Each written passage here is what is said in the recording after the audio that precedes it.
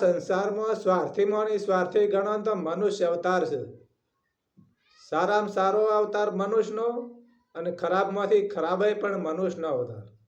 અને સ્વાર્થી માણસ આ દુનિયામાં સ્વાર્થી છે, ઘણા સ્વાર્થી છે. આપણે બધા સ્વાર્થમાં જ આવી ગયા.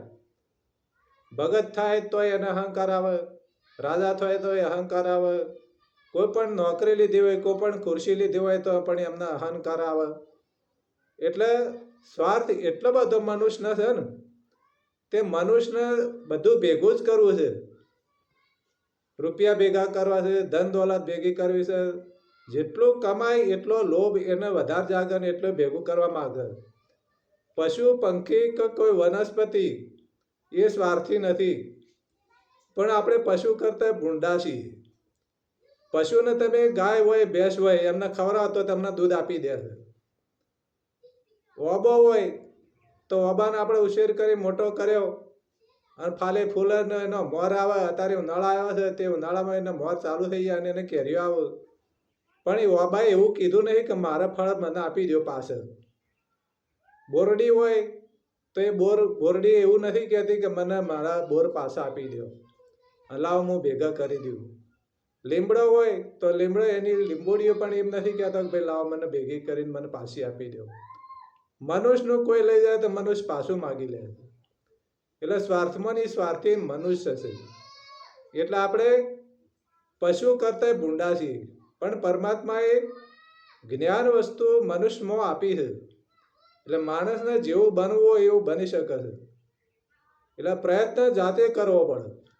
કોઈના કહેવાથી પ્રયત્ન થતો નથી. કોઈક વાતો કરે કે ભાઈ તમે આ કરી નાખો, કરી નાખો, પણ પોતાની સ્વતંત્રતા છે. તમારી જેવું બનવું હોય તમારી પોતાની સ્વતંત્રતા છે.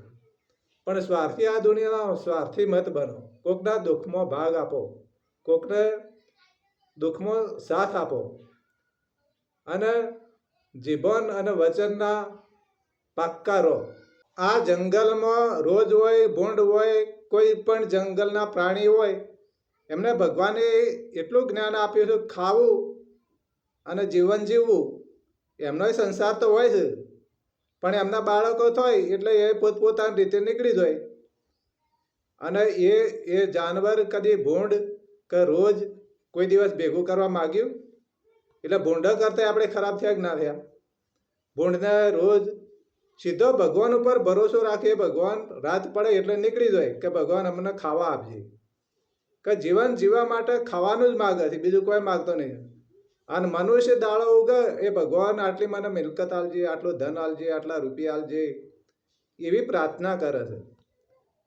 મંદિરોમાં જ હોય, ભગવાનની મૂર્તિ હોય, એકણ જઈને પગે લાગે, માતાજીને જઈને પગે લાગે કે ભગવાન માતાજી મને આટલું આલજે, આટલું આલજે. એટલે સ્વાર્થીમાં સ્વાર્થી મનુષ્ય ગણાય. એટલે આટલો બધો સ્વાર્થ ના રખાય.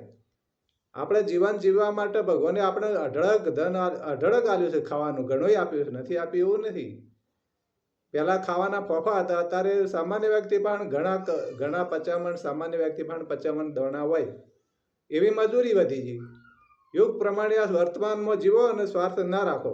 તે છતાંય મનુષ્યના સંસારમાં એટલે આપણે સમાજનો કુટુંબનો વ્યવહાર રાખવા માટે આપણે મજબૂરીમાં કરવું પડે. શું કરે ભાઈ? જય ગુરુદેવ.